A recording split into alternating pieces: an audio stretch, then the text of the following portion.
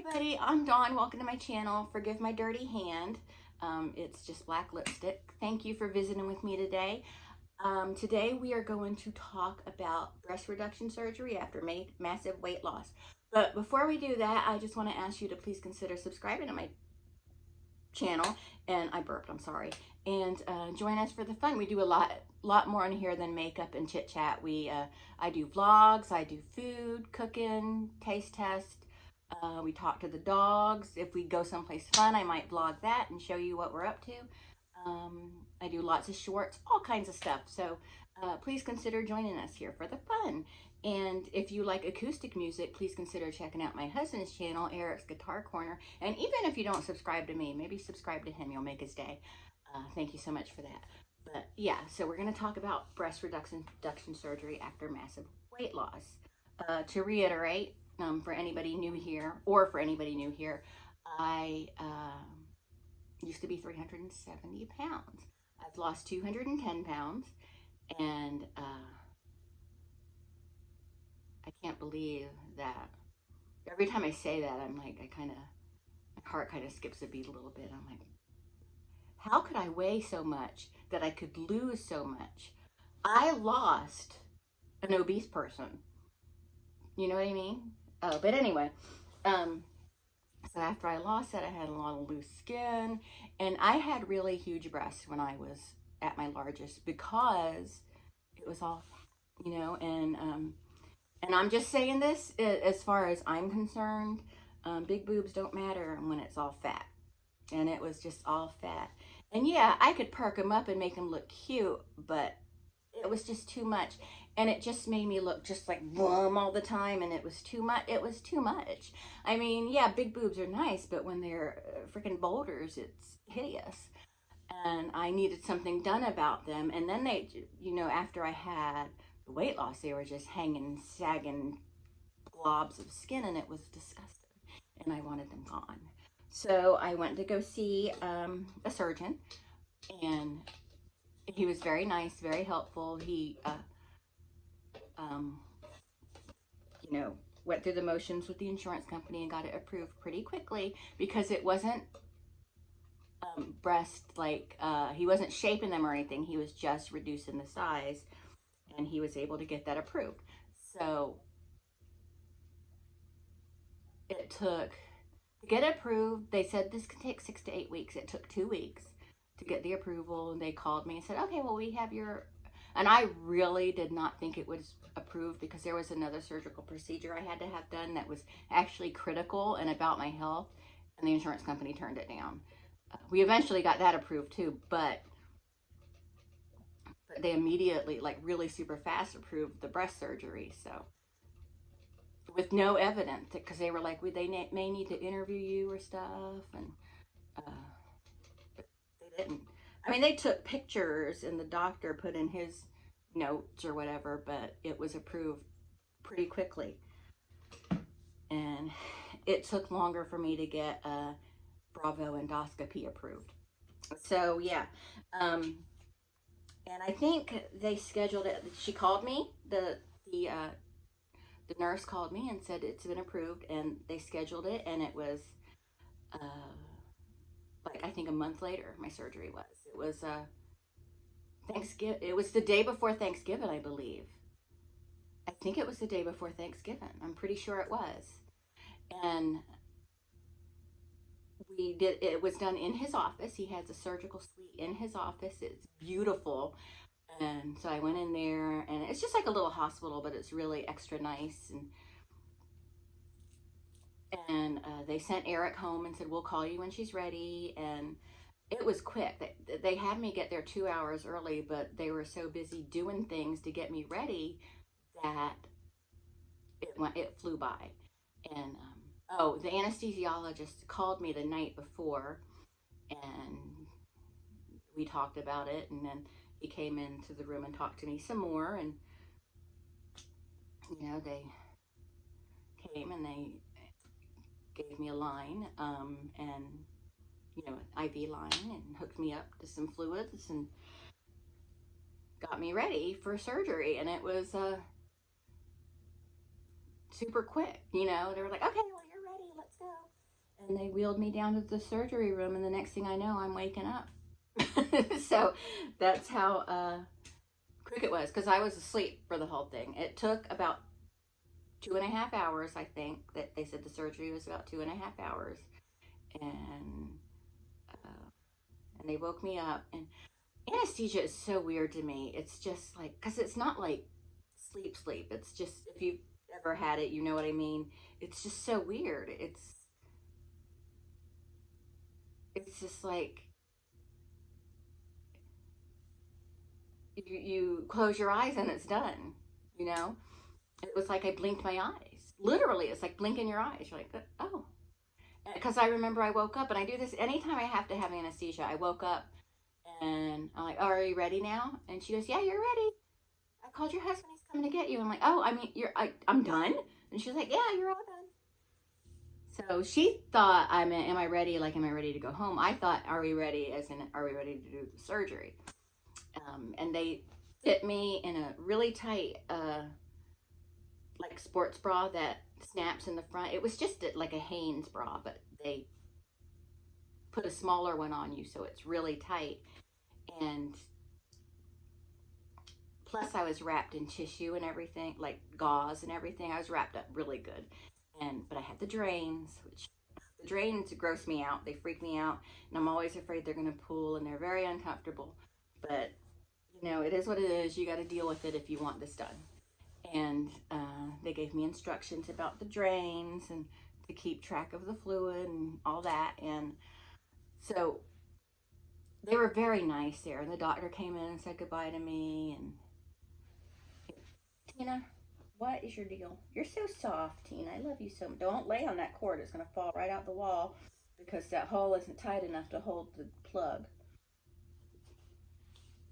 So anyway, so Eric came and got me. I went home, and I was goofy. And because I'm always goofy, I'm such a lightweight. That, yeah. So I went back the next week so they can look at it and decide if they're going to pull the drains. They didn't. They don't want to pull the drains when you're really super swollen up still. Um, and I kept trying to look at them, but I couldn't look. I was like, I couldn't see too much because of the gauze, and I didn't want to move it. And then the following week, they were like, just let the gauze fall off, and you know, but keep the bra on. So I'm like, how's the gauze going to fall off if the bra is on? But magically, it happened. And after that first visit, I was allowed to shower. So that helped with the gauze also. Or not the gauze, the strips, like the steri strips. Yeah, I should say that. Because they took all the gauze off. And then I went back the following week and they checked, everything was fine. And then it was 2 weeks at a time. So I went back for 2 weeks. And I think it was the second visit, so 2 weeks after the surgery, I think is when they pulled the drains. That's going to be different for everybody. Some might have them pulled after 1 week, some 2 weeks. It depends on the swelling and everything. They recommend you eat lots of protein because that helps with the healing. And you know how they say when you have breast reduction, you lose all feeling in your nipples and you never get it back? That's not true. I have feeling in my nipples. Okay, I do. Not that it matters anymore, but I do have it. And I have to tell you, they are nicer. They're super cute. I would show you them, but this is not that kind of channel.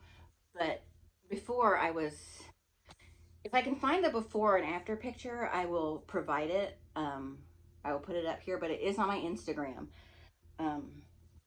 But I went from being like a 48 triple D to now I'm like about a 42 B. But there aren't 42B bras. So it makes it really difficult to find a bra.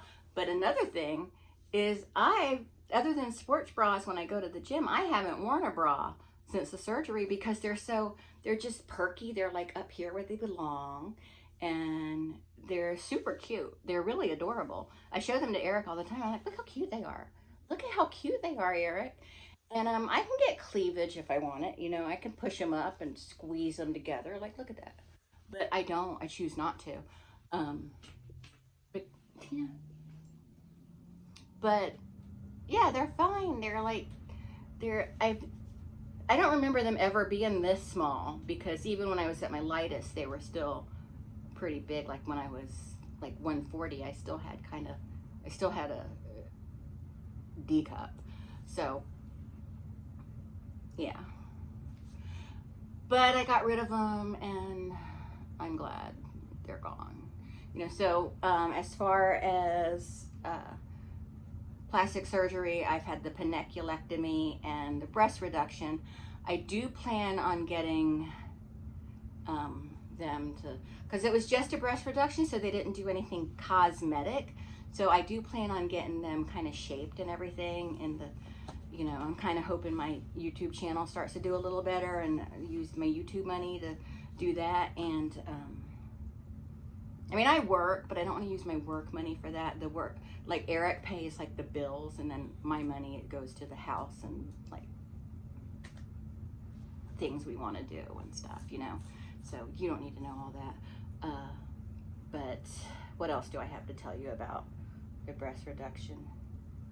Oh, my some of the incisions took a long time to heal, like just over, especially my left, like in the nipple area.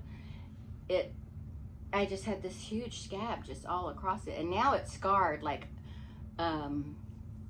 it's really kind of like my nipple is like scarred and it's weird looking, but I had just this scab over it, and it would weep at night, and just I would have to like wrap myself up in some gauze or something because it would weep at night and just flood everything. It was just soaking wet, and you know, my clothes were getting crusty from it weeping and stuff, and it was really gross. And I went to back to his office several times. They said it looks fine, it just is taking longer to heal. But it's been over a year, and there's still one little area on there that's not quite all the way healed.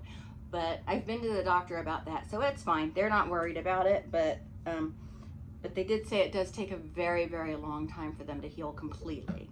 So, and is this one is healed, but one of the ducks scratched it. But this one is, there's one little area on it that's still trying to heal up. But yeah, they did take a long time to heal completely, and this one just has a tiny bit more work to do. It shouldn't take as long as it's taken me to heal, but it does take a long time to heal. And what else is there? The weeping is really gross. It's clear, but it gets on everything, and it likes to weep at night and just during the healing process. And that was just kind of a bummer for me. And like sometimes,